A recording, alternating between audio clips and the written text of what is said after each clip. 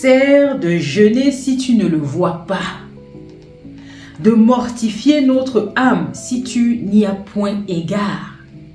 Voici le jour de votre jeûne.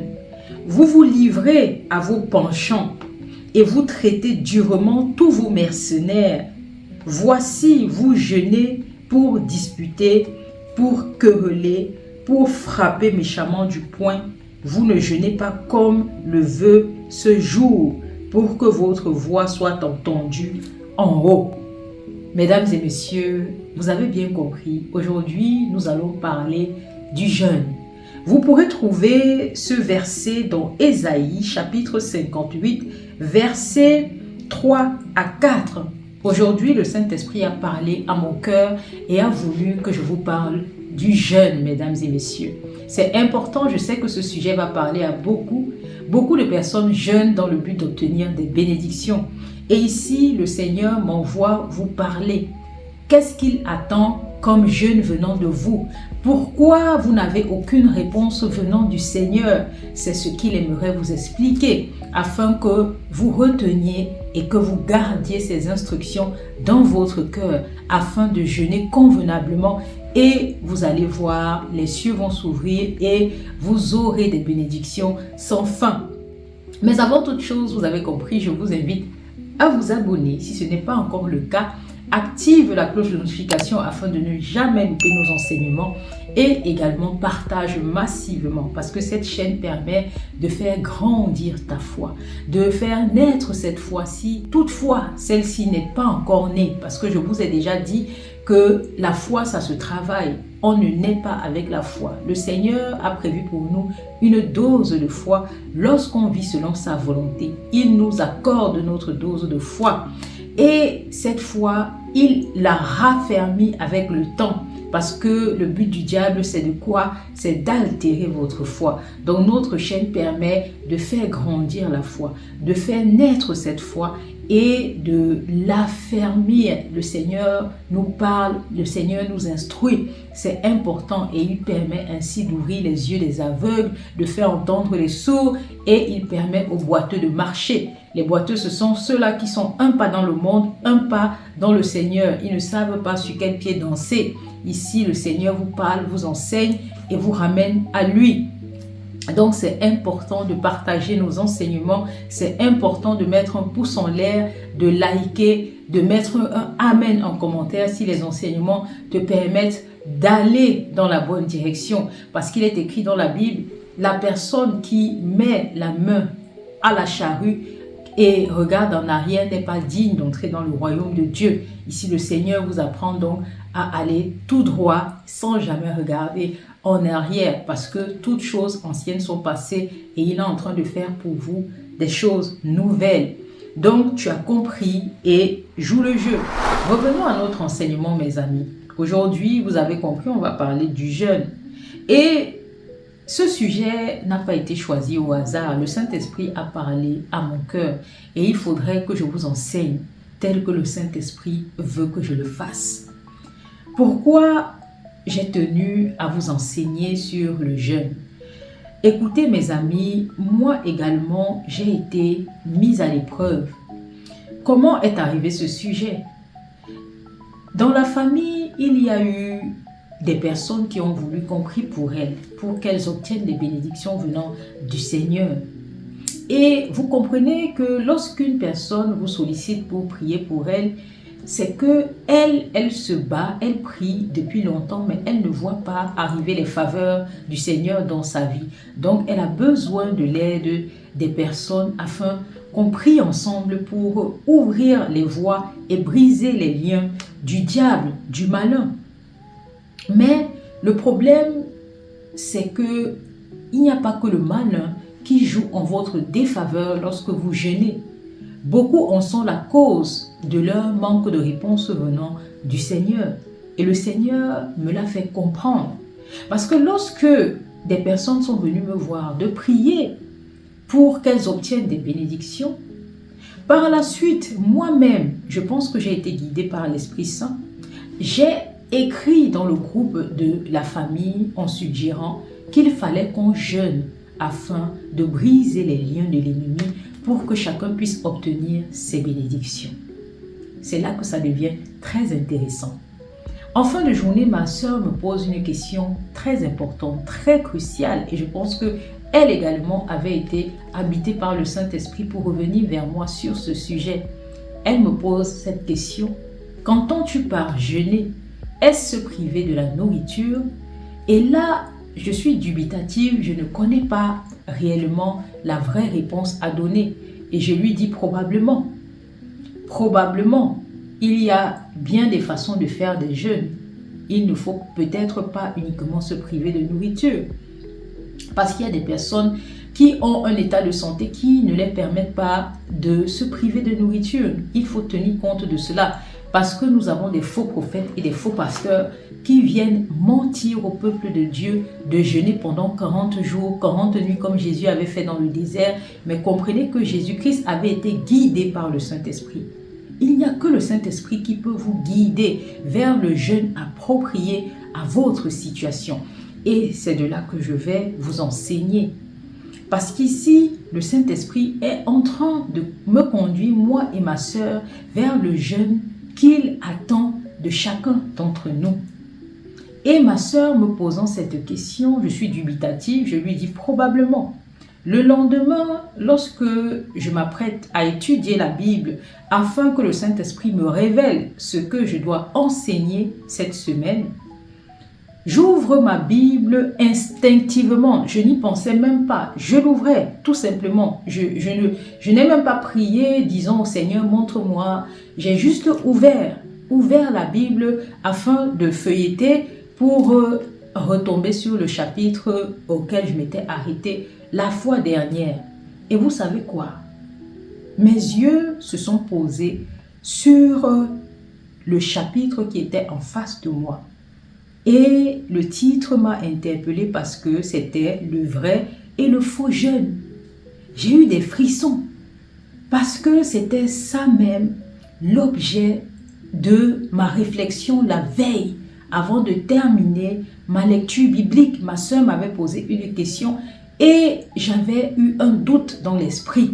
Je lui avais répondu probablement. Le Seigneur étant présent à cet instant, comme il est présent partout d'ailleurs, il a voulu m'éclairer sur le sujet et nous encourager justement vers ce jeûne. Mais comment jeûner afin qu'il puisse entendre les cris de ses enfants? C'est ça qu'il voulait nous enseigner. Et je lis le vrai et le faux jeûne. J'ai des frissons et je dis, le Seigneur, il est merveilleux. Et qu'est-ce qu'il est marqué? Qu'est-ce qui est marqué au premier verset? Crie à plein gosier, ne te retiens pas. Élève ta voix comme une trompette et annonce à mon peuple ses iniquités, à la maison de Jacob ses péchés. Par la suite, il nous dit, tous les jours, ils me cherchent et veulent connaître mes voies, comme une nation qui aurait pratiqué la justice et n'aurait pas abandonné la loi de son Dieu. Vous voyez, le Seigneur vous interpelle. Déjà, il nous dit pourquoi il ne répond pas aux prières, aux jeûnes farfelus où des personnes se privent de nourriture. Il y a des faux prophètes qui ne comprennent rien, qui demandent au peuple de Dieu de jeûner pendant 40 jours et 40 nuits. Et il y a des personnes qui ont perdu la vie dans les jeûnes. Des jeûnes stupides que des personnes cupides viennent pour les tromper, disant jeûner 40 jours et 40 nuits. Sachez que c'est le Saint-Esprit qui vous guide vers le jeûne qui est nécessaire pour vos demandes. Et ici, c'est une généralité parce que le Seigneur voudrait que je vous le dise, il voudrait que je vous enseigne parce que j'ai eu des mises en situation sur cet exemple, mesdames et messieurs. Ce n'est pas pour rien qu'il veut que je vous enseigne aujourd'hui. N'écoutez pas ces faux prophètes qui vous disent de vous priver de nourriture 40 jours et 40 nuits. Il est écrit dans la Bible que Jésus a été conduit dans le désert par l'Esprit du Seigneur 40 jours et 40 nuits. C'est l'Esprit qui a permis cela. C'est l'Esprit qui lui a donné la force de jeûner et de se priver de nourriture 40 jours et 40 nuits. Lorsque vous voulez jeûner, priez le Seigneur afin qu'il vous montre la voie. du jeûne qu'il attend de vous. Et ici, il dit que beaucoup de personnes n'abandonnent pas leurs péchés, mais daignent jeûner pour obtenir des bénédictions. Les personnes ne pratiquent pas sa justice et se mettent à jeûner pour obtenir ses bénédictions. Et là, il n'est pas d'accord. C'est pour cela qu'il nous dit au verset 3 que ces personnes se plaignent en disant « Que nous sert de jeûner si tu ne le vois pas? De mortifier notre âme si tu n'y as point égard. Voici le jour de votre jeûne, il répond, vous vous livrez à vos penchants et vous traitez durement vos mercenaires. Voici vous jeûnez pour disputer, pour quereller, pour frapper méchamment du poing. Vous ne jeûnez pas comme le veut ce jour, pour que vos voix soient entendues d'en haut. » Est-ce là le jeûne auquel je prends plaisir? Un jour où l'homme humilie son âme, courbe la tête comme un jonc et se coucher sur le sac et la cendre, est-ce que tu appelleras un jeûne un jour agréable à l'Éternel? Le Seigneur vous interpelle, mesdames et messieurs. En effet, le Seigneur ne prend pas plaisir à voir des personnes qui se privent de nourriture et qui humilient leur âme pendant quelques jours et après recommencent leur iniquité, épousent l'injustice tous les jours, se querellent et sont partout dans les disputes tous les jours à cause de leur orgueil. Le Seigneur, il ne prend pas plaisir à ce type de jeûne. Il ne vous demande pas de vous priver de nourriture pendant 40 jours et ensuite toute l'année, vous êtes dans le péché. Il ne vous demande pas de vous priver 9 jours à vous courber et à dire au monde entier que vous êtes en train de jeûner tellement on voit les problèmes sur votre visage. Le Seigneur n'appelle pas cela un jeûne. C'est pour cela qu'il ne vous répond pas. Jusqu'aujourd'hui, vous n'avez aucune réponse de lui parce que vous vous privez, mais vous êtes dans de mauvaises conduites. Écoutez très bien, le Seigneur attend de tous une bonne conduite. Il attend de nous qu'on produise de bons fruits. Je vous ai parlé dernièrement de la foi. Comprenez que le but du Seigneur, c'est qu'on conserve la foi en lui, qu'on la maintienne. Parce que le travail du diable, c'est d'altérer votre foi. Et je vous ai dit qu'il y a une manière de se conduire pour que cette foi soit maintenue.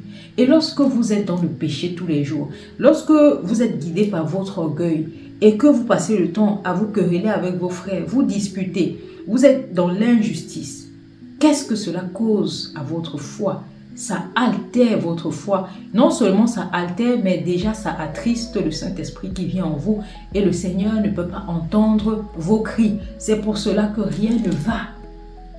Vous êtes en train d'altérer votre foi et vous brisez donc ce chemin-là qui mène à Dieu. C'est comme un fil conducteur qui mène au ciel. Lorsque vous altérez ce fil, rien ne passe.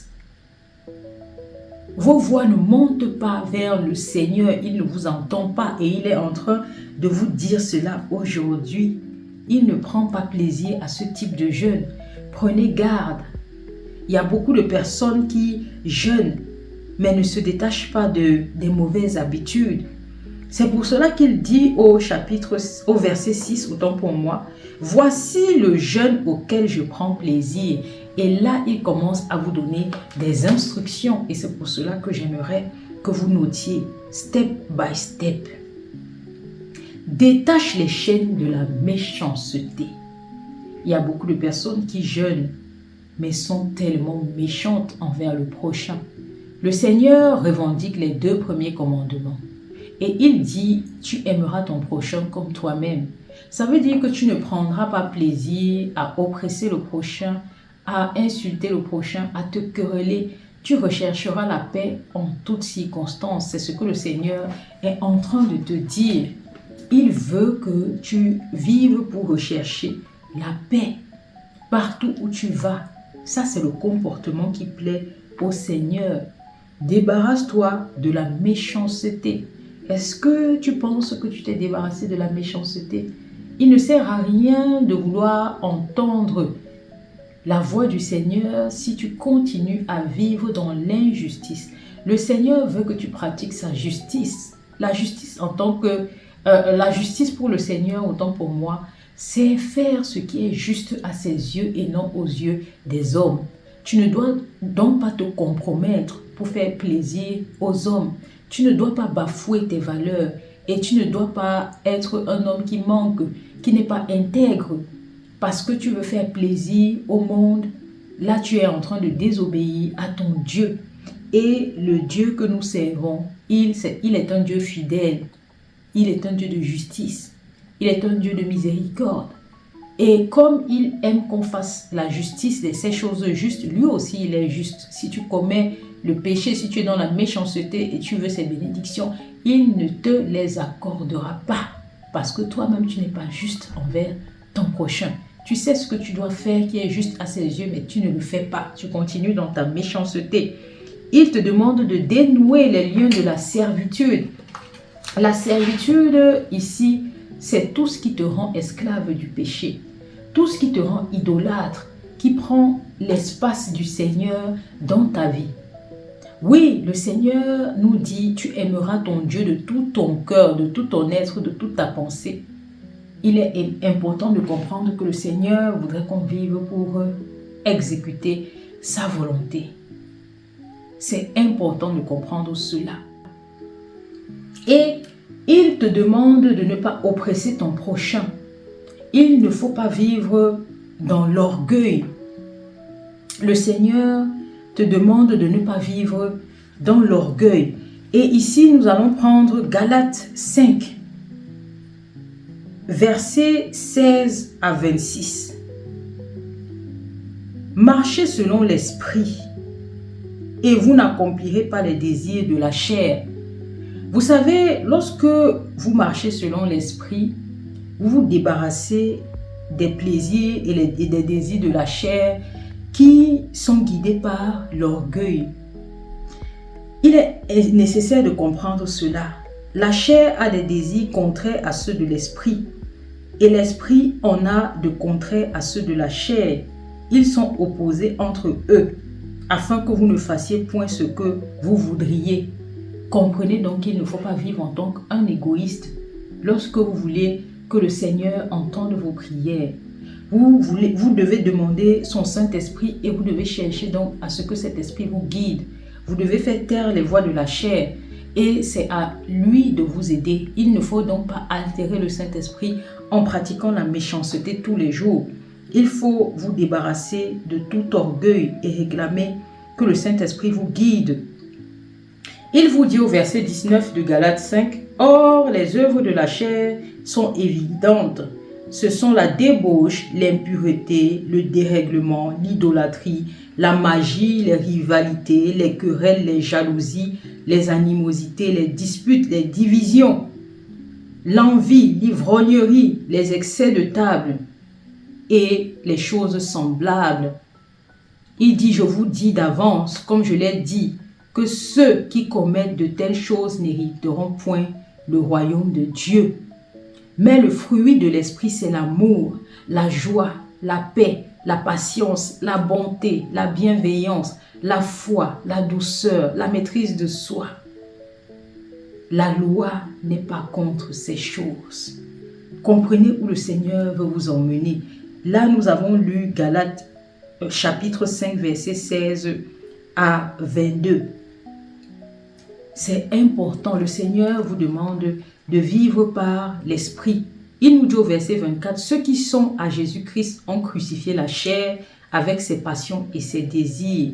Si nous vivons par l'Esprit, marchons selon l'Esprit. » Et il nous dit au verset 26, « Ne cherchons pas une vaine gloire en nous provoquant les uns les autres, en nous portant envie les uns les autres. » Vous comprenez que le Seigneur nous demande d'éviter les jalousies, les convoitises, tout ce qui est lié à la chair. Et il faut donc demander au Seigneur un esprit humble.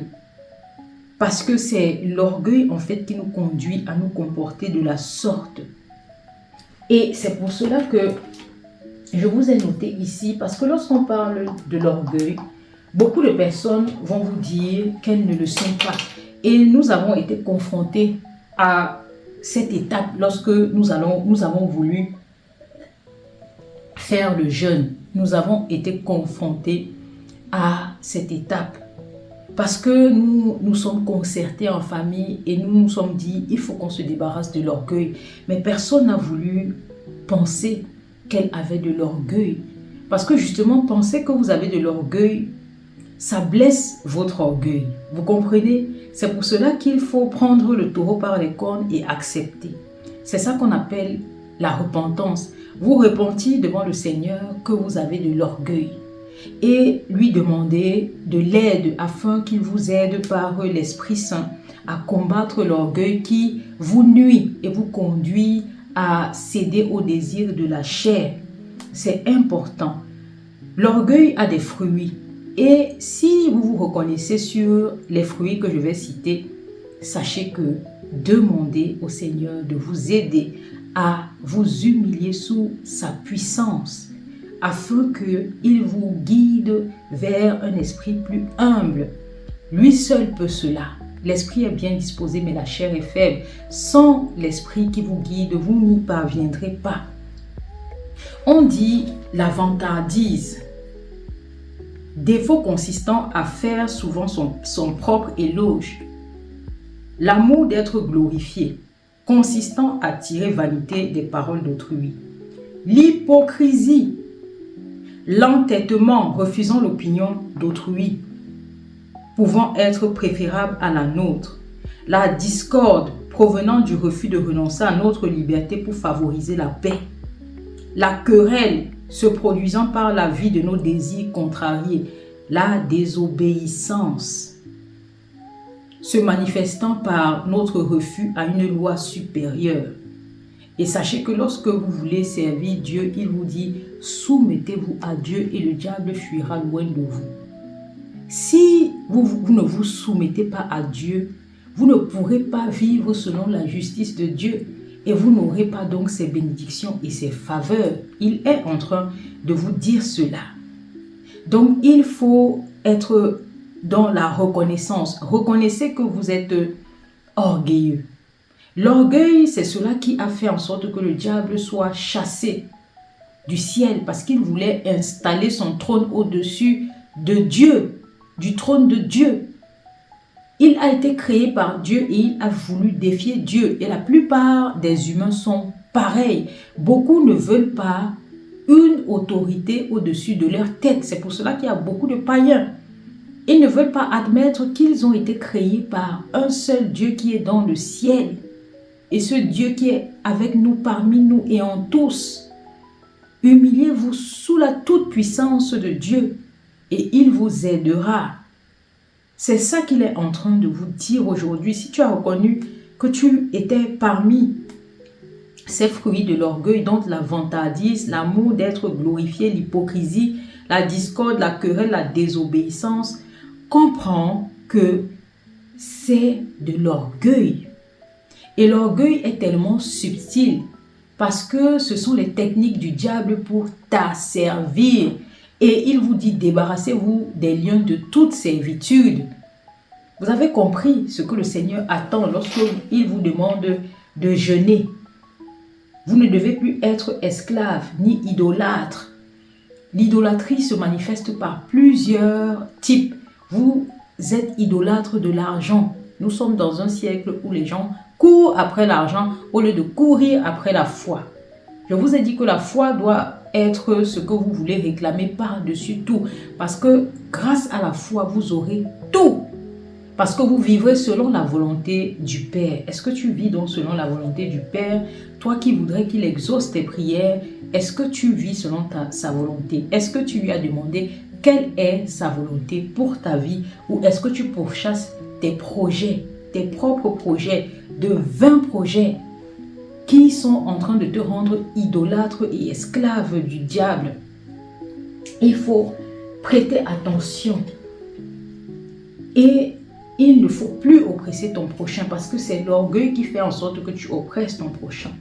Il te demande de partager avec ceux qui ont faim. Et je vous assure, c'est une mise en situation que je vais vous expliquer. Je me suis levée pendant ce moment de jeûne.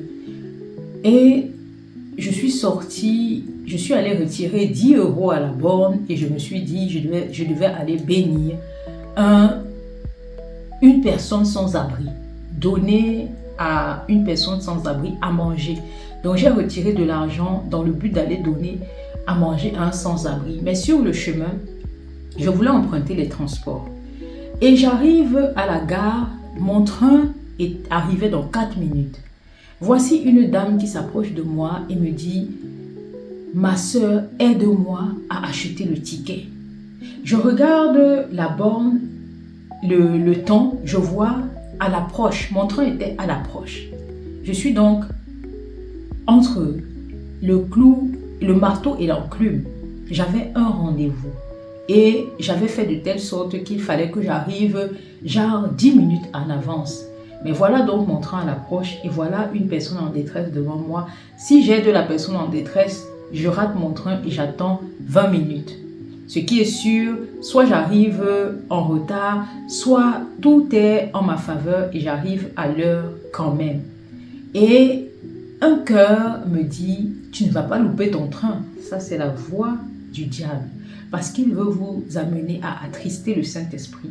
Le Saint-Esprit nous demande d'aimer notre prochain. Par-dessus tout, il faut pratiquer l'amour du prochain et il faut aimer Dieu. Si tu aimes Dieu, tu aides ton prochain parce que tu sais que en ton prochain, le Seigneur vit par son Saint-Esprit. Vous devez vous entraider en Christ. J'y ai pensé de suite parce que l'Esprit m'a conduit en me disant, tu es sorti de chez toi, tu voulais bénir quelqu'un. Cette personne est sûrement devant toi. Prends garde. Et je décide donc de rater mon train et d'aider la dame en question. En lui prenant maintenant son ticket, il arrive à la fin qu'elle n'avait que des espèces. Il fallait payer par carte bancaire. Et elle me tend 10 €, elle me dit de payer avec 10 € et je me rends compte qu'il n'y a pas un endroit où mettre des espèces, il faut payer uniquement par carte bancaire. Et je réfléchis, un cœur me dit, tu voulais bénir quelqu'un aujourd'hui. Cette personne n'est-elle pas devant toi? Est-ce que ce sont uniquement des personnes qui sont assises au bord de la route, quémandant, qui ont besoin d'aide? Fais attention. Et elle m'a montré ce billet de 10 € et j'ai pensé à ces 10 € que j'ai retirés à la borne pour aider quelqu'un. Et j'ai su que l'Esprit me conduisait, me disant que aide cette dame, c'est elle que tu dois aider aujourd'hui. Et c'est comme ça que j'achète les tickets avec ma carte et je lui donne, je dis, c'est ta part de bénédiction de la journée. Mais la dame, elle était tellement contente. Elle a passé son temps à me bénir sur le chemin. Je lui ai dit, ne me bénis pas. C'est Dieu qui a voulu ainsi. Sois béni. Et vous savez quoi, la dame, elle m'a raconté que la veille, elle s'était sacrifiée pour une personne qui avait faim. Elle avait donné ce qu'elle avait en main. Elle avait 20 € la veille et elle a donné à une personne défavorisée. Et cette personne lui a dit, demain même, tu seras béni. C'est le Seigneur qui lui disait qu'elle devait avoir des bénédictions en retour et de ne pas être cette personne-là égoïste comme la société le veut aujourd'hui. Et le Seigneur nous a donc donné une leçon à elle et à moi. Gardez votre cœur pur. Donnez. Lorsque vous donnez, ne dites pas que c'est un sacrifice. Parce que vous êtes en train de vous entraider. Aidez-vous les uns les autres et le Seigneur vous le revaudra au centuple. Cela ouvre les bénédictions et les écluses des cieux. Je vous ai raconté ceci, pourquoi? Parce que lorsqu'on aide, on dit que la main gauche ne doit pas savoir ce que la main droite dit. Mais ceci a été une mise en situation pour que je puisse vous ouvrir les yeux. J'ai compris cela. Pourquoi? Parce que la dame, quand j'ai fait ce geste, elle m'a expliqué que la veille également, elle a donné à une personne défavorisée. Et le Saint-Esprit a voulu me donner une leçon. Une leçon. Et ce jour, j'avais les frissons.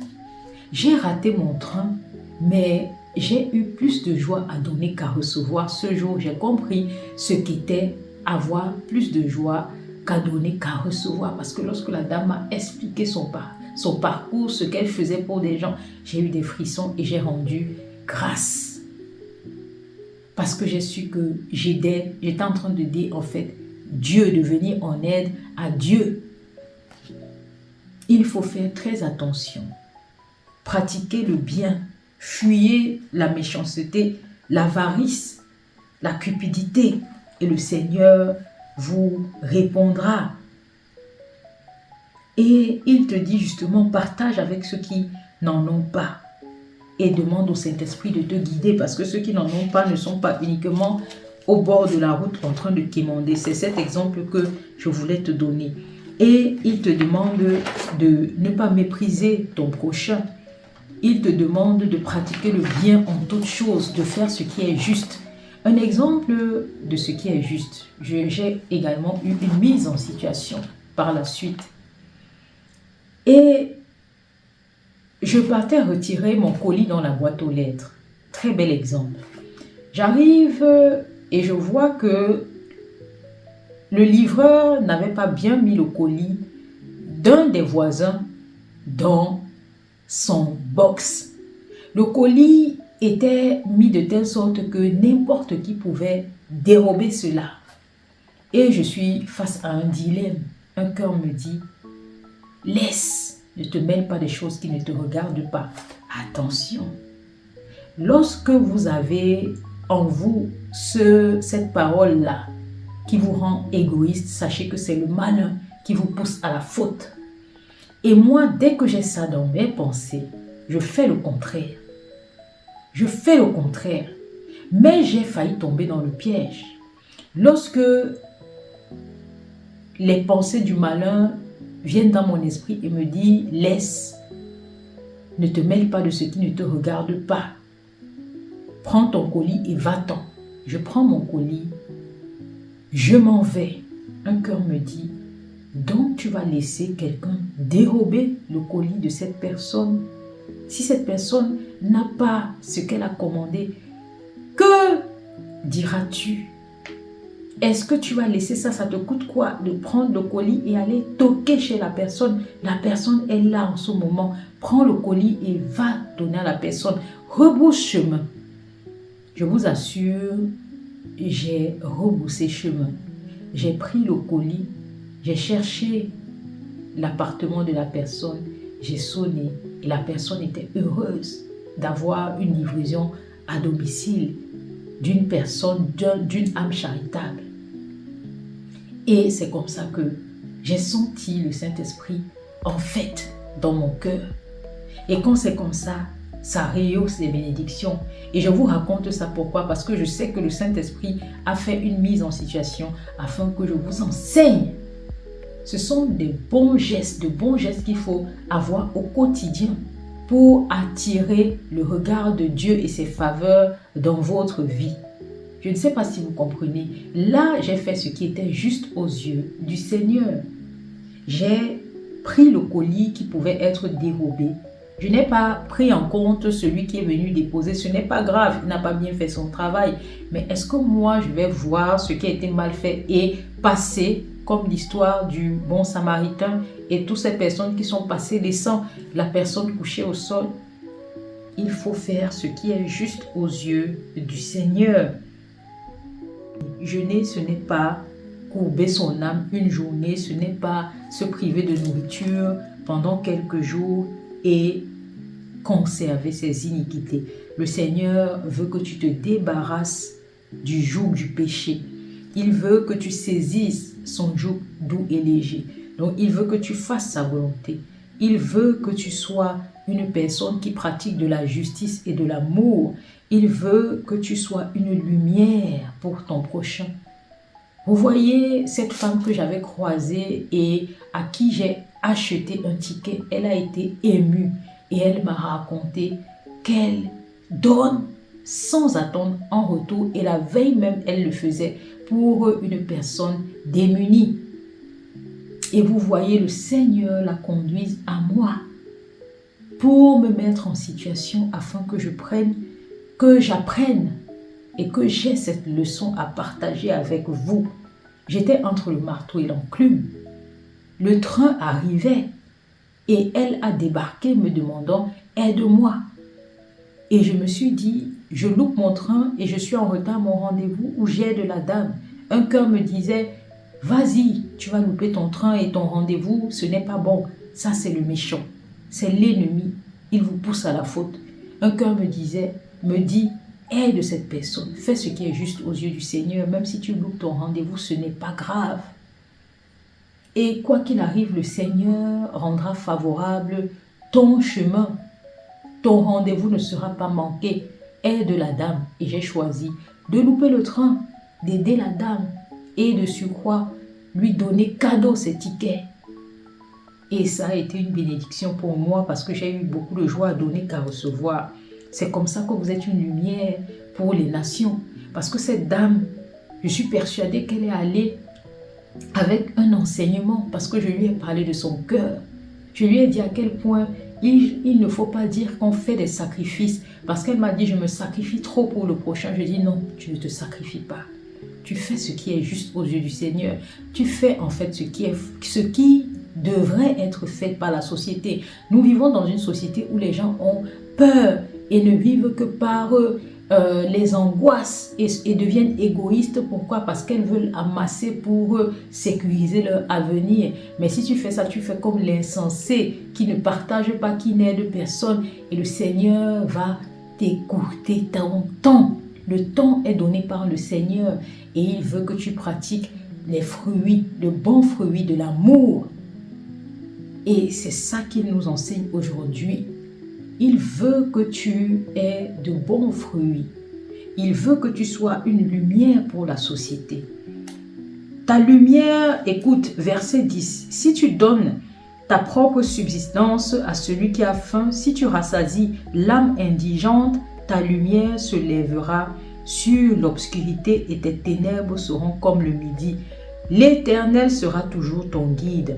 Ça, c'est le verset 11. Il rassasiera ton âme dans les lieux arides. Il redonnera de la vigueur à tes membres.